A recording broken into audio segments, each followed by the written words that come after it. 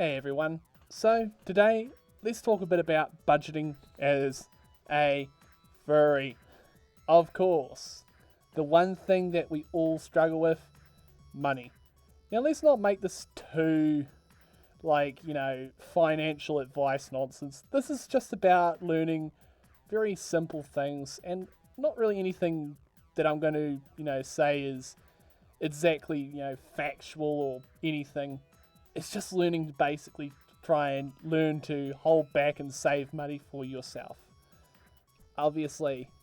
So, first up, how do I save up my money for fur cons anyways? So, I've already paid for all the stuff involved with going to the fur con, but I need to do something obviously, and that's saving up for the dealer's den. One of the most favourite parts of the con that I absolutely love is going there and buying some really cute buttons or fursuit paws or beautiful cute tails and all kinds of other things that make me all snuggly.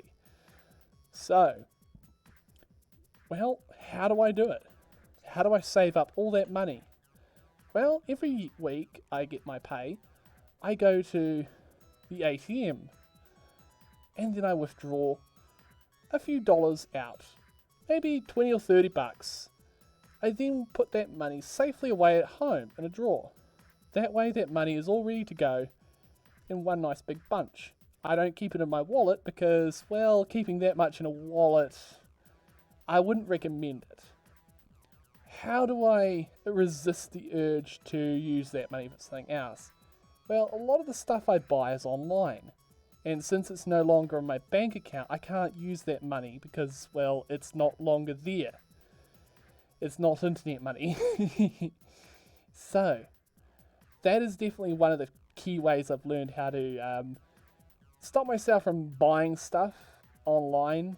So I've saved up all that money and kept it all there. And if you want to know how much that I got, it's around $700.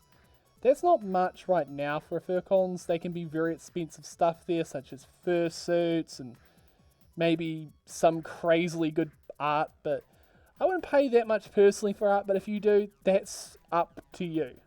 I obviously understand it. That's your money. So one of the things that I learned to saving money is buying secondhand. So for instance, my VR headset died a while ago. It was fairly new, probably only secondhand by a little bit. Maybe the person only used it for a bit and maybe got themselves a Vive or something else. Or perhaps they just didn't like VR that much and just sold it on. Anyways, so what do if I want to get a new headset? Well, I go looking around and started shopping around in the same place I got it on and found another one that was refurbished. Now, secondhand items can be a little bit of an on-off, and they did send what seems to be a very official looking thing, like a receipt, so I'm going to keep hold of that. Just in case something does happen with it, I can go, hey, remember me? It kind of just stopped working when I plugged it in. Oh well. Anyways, buying things secondhand can be dependent on what you're buying. For instance, I buy my clothes sometimes secondhand to save money. This Proud Furry t-shirt was just one that I got from the internet. It was brand new. But this jacket I'm wearing, this camouflage military style one, that was secondhand. That saved money. My bed secondhand. Nice and clean, of course. My second monitor off to the side is secondhand also. It's an old VGA monitor made by Dell. I don't really care much for brands that much. As long as it works and it's built tough. That's mainly the things that I care about. Yeah. I definitely need to get a proper adapter for it because right now it shut off because the adapter died.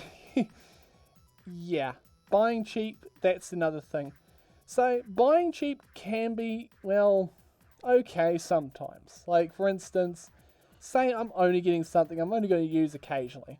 Such as, say, a shovel.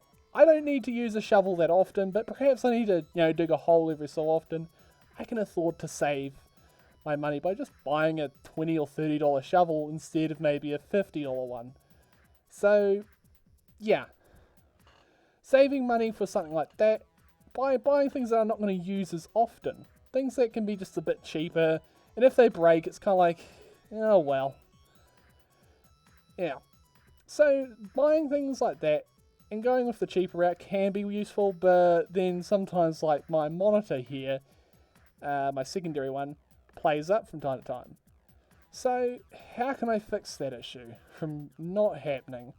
Well, gladly my GPU has a different type of cable that it can take. So this display has a parallel port or something else. It looks kind of like a VGA. I'll give you a photo of it. And I can buy a cable for that at somewhere. Now this may only cost me a couple bucks to at most. Instead of me buying a $30 or $40 cable adapter, I can just buy the cable itself, which will save me a lot of money. Obviously, it depends on what you've got available to you, either it be online or locally.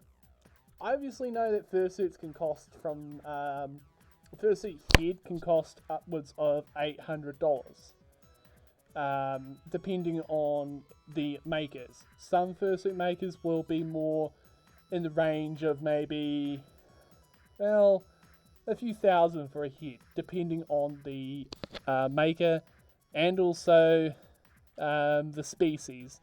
Like for instance, a protogen fursuit head with all those technical electronics can be a lot more expensive. But, you know, that's what you pay. You get all that extra stuff. Yeah.